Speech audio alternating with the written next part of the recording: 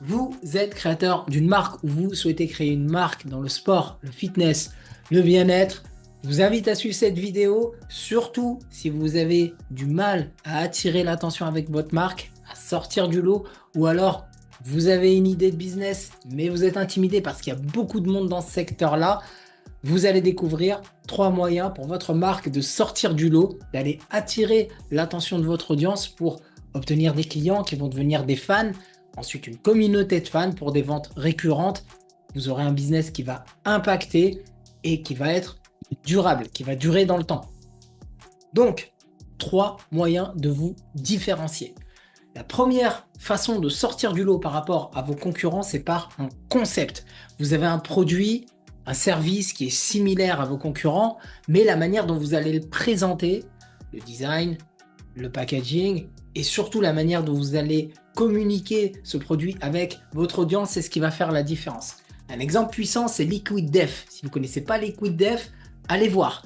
C'est ni plus ni moins que de l'eau dans une canette, mais le packaging de cette canette fait que c'est très audacieux, c'est très badass et c'est adapté à une audience particulière. À la base, ça s'est beaucoup généralisé maintenant, mais au départ, ils avaient ciblé des jeunes qui allaient dans des concerts de rock et qui ne voulaient pas forcément consommer de l'alcool ou des boissons énergétiques. Alors, ils ont associé un produit sain avec un design qui colle à l'état d'esprit de l'audience. Très ingénieux, ça cartonne, c'est risqué, mais ça cartonne. Deuxième manière de vous différencier par rapport à vos concurrents, ça va être par rapport aux produits et services.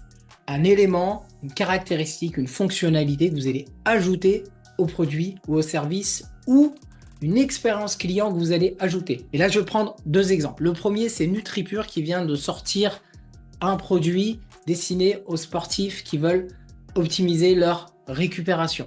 Donc en général, ce sont des athlètes qui vont consommer du collagène, de la créatine, de la whey protéine pour bien récupérer. C'est des produits qui se vendent de plus en plus et qui a évidemment de plus en plus de concurrence. Eux, ce qu'ils ont décidé de faire, c'est d'allier en fait tous ces éléments en un seul produit qui s'appelle Recovery, quelque chose comme ça.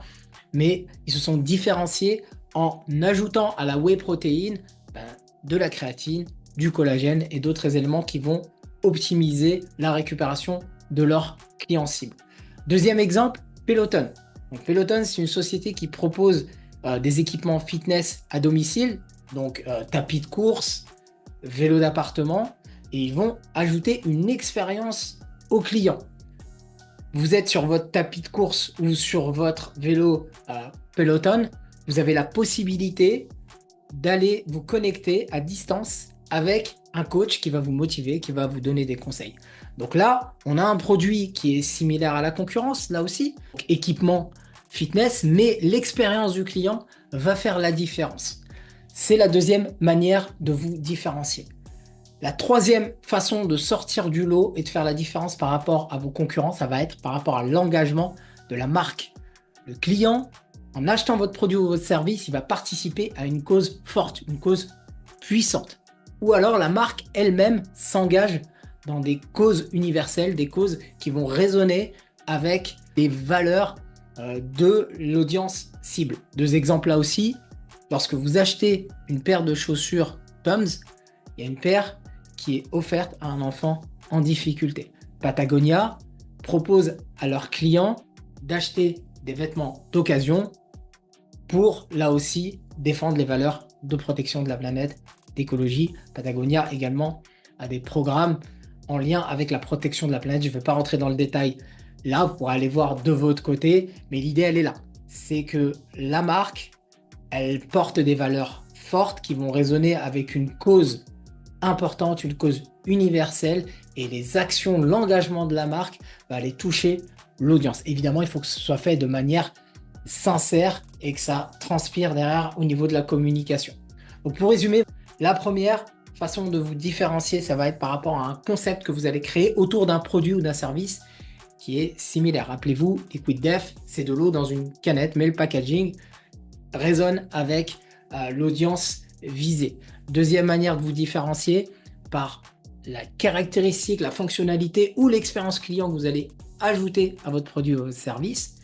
Et pour finir, l'engagement de la marque vis-à-vis d'une cause qui est alignée avec les valeurs de la marque et de l'audience cible, ça va être également un élément différenciateur. À vous maintenant de voir quelle est la manière de vous positionner la plus adaptée à votre contexte. Ça va dépendre évidemment de vos ressources financières, de vos capacités à innover, de votre capacité à être créatif.